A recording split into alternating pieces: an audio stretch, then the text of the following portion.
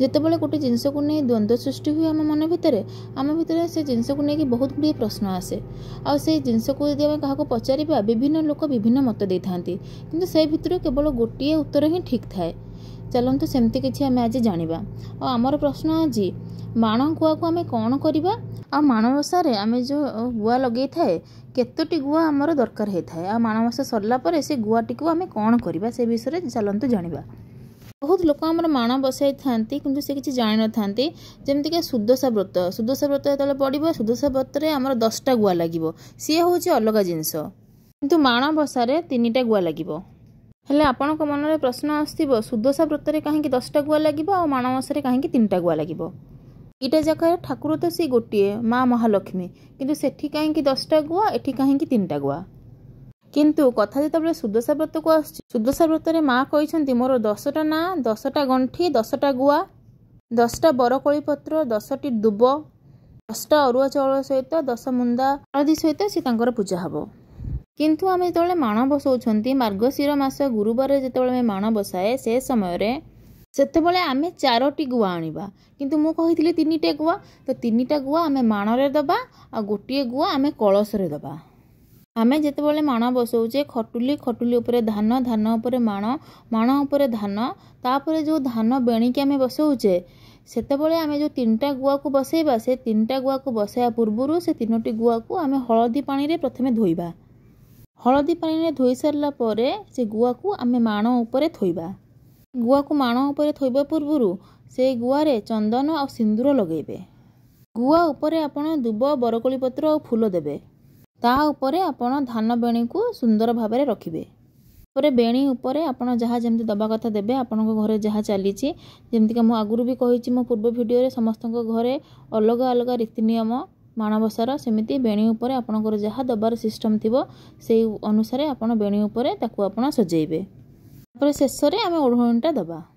କିନ୍ତୁ ଆମେ ଏଇ ଯେଉଁ 3ଟି ଗୁଆ ଆମେ ଦେଲେ, ଏଇ 3ଟା ଗୁଆକୁ ଆମେ ଯେଉଁ ମା ଲକ୍ଷ୍ମୀଙ୍କୁ ଅର୍ପଣ କଲେ, ସେ 3ଟା ଗୁଆକୁ ଆମେ ମାଣବସା ସରିଲା ପରେ ତାକୁ ଆମେ କରିବା କ'ଣ?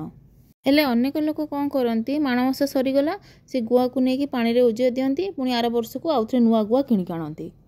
କିନ୍ତୁ ନାଇଁ, ଆପଣ ଯେବେଠାରୁ ମାଣବସା ଷ୍ଟାର୍ଟ କରିବେ, ମାନେ ଆପଣ ଘରକୁ ଯେତେବେଳେ ଗୃହଲକ୍ଷ୍ମୀ ହେଇକି ଆସିଲେ, ଆପଣଙ୍କ ବିବାହ ପରେ ଆପଣଙ୍କୁ ଧୂପ ଦୀପ ନୈବେଦ୍ୟ ଦେଇକରି ଆପଣଙ୍କୁ ବନ୍ଦାପନା କରିକି ଘର ଭିତରକୁ ଗୃହଲକ୍ଷ୍ମୀ କରିକି ପାଛୋଟି ନେଇଗଲେ। କିନ୍ତୁ ଆପଣଙ୍କୁ ପ୍ରଥମେ ସୁଦଶା ବ୍ରତ କରିବା ଦରକାର।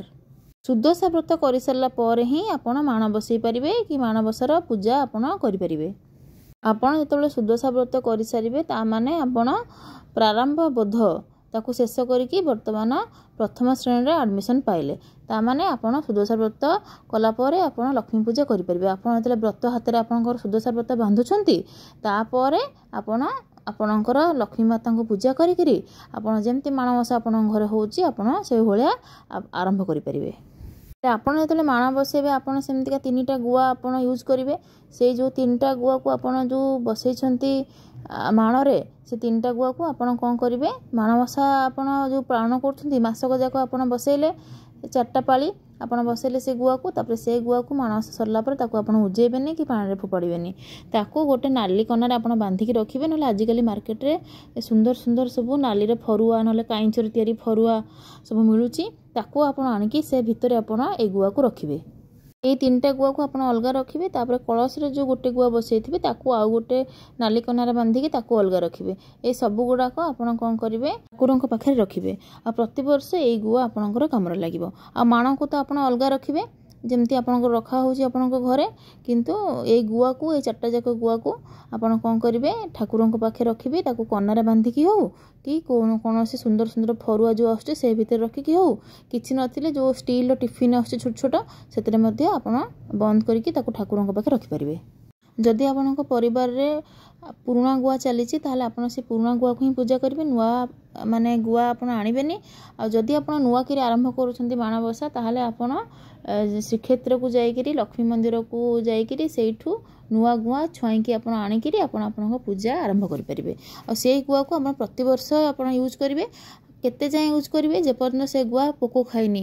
ପୋକ ଖାଇଯାଇଥିବ ଯଦି ସେ ଗୁଆକୁ, ତାହେଲେ ଆପଣ ନେଇକି ତାକୁ ସମୁଦ୍ରରେ ବିସର୍ଜନ କରିଦେବେ। से गुआ भल अच्छी ताले से गुआ को आप धोई धाइकी सुखेकी मुझे कहली 3टा गुआ को गोटे कपड़े आउ कलश रे जो गोटे गुआ बसथिबो ताकू गोटे अलग कपड़े बांधिकी सब गुड़ाक गोटे टिफिन बॉक्स रे हो नहले आमर जो फरुआ रे हो जोटे बांधिकी आप ठाकुर पाखे रखिकी ताकू पूजा करें। बर्तमान आपन प्रश्नर उत्तर मिलगला। पुणी देखा गोटे नुआ भिडियो रे गोटे नुआ सुंदर टॉपिक सहित। आपन जदि ए सब वीडियो गुड़ाक भल लगुच ताहले चैनल को सब्सक्राइब करदेले आपन एमतिका भल भल टॉपिक उपरे ज्ञान अर्जन करें।